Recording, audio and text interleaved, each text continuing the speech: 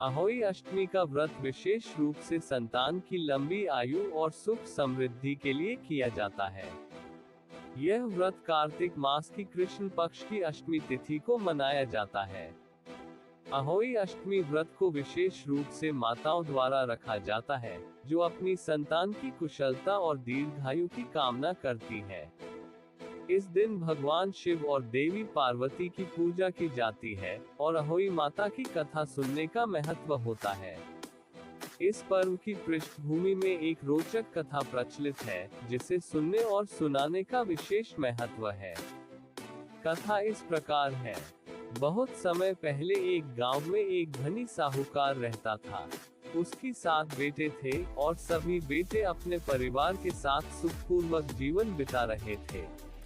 साहूकार की पत्नी धार्मिक और कर्मठ महिला थी, जो नियमित रूप से व्रत और पूजा पाठ किया करती थी। उसके सभी बच्चे खुशहाल थे और घर में समृद्धि थी।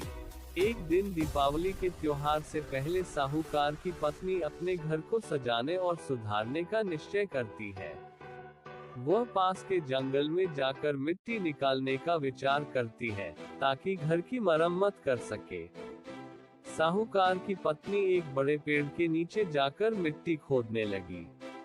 वह जैसे ही मिट्टी खोदने लगी, अचानक उसकी खुरपी एक बिल में चली गई और बिल में रह रहे एक छोटे से शिशु साही का बच्चा की मृत्यु हो गई। ये देखकर साहूकार की पत्नी बहुत दुखी हुई, क्योंकि उसने अनजाने में उस साही के बच्चे को मार डाला था।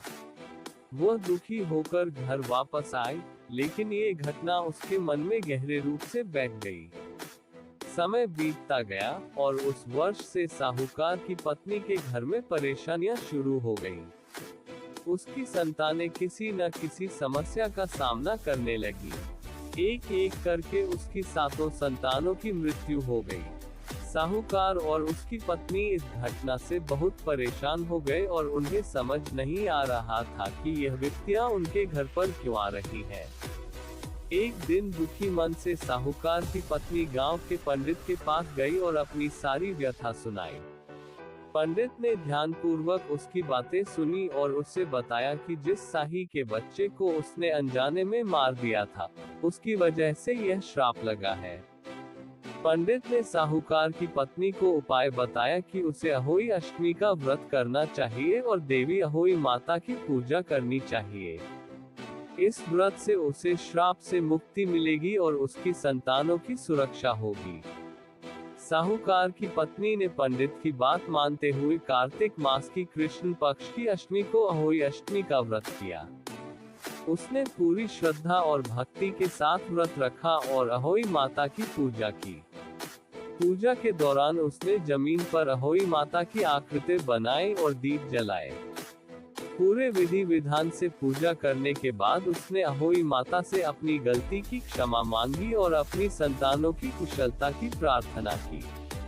अहोई माता उसकी भक्ति से प्रसन्न हुई और उसे श्राप से मुक्ति प्रदान की। कुछ समय बाद साहूकार की पत्नी को आशीर्वाद स्वरूप संतान प्राप्ति हुई और उसकी संतानें लंबी आयु और समृद्धि को प्राप्त हुई। इस प्रकार साहूकार की पत्नी ने अहोई माता की कृपा से अपने परिवार की रक्षा की और सुख शांति का जीवन प्राप्त किया। तब से अहोई अष्टमी का व्रत माताएं अपनी संतान की दीर्घायु और सुख समृद्धि के लिए करती हैं। इस दिन माताएं अहोई माता की पूजा करके अपनी संतान के सुख और स्वास्थ्य की कामना करती हैं।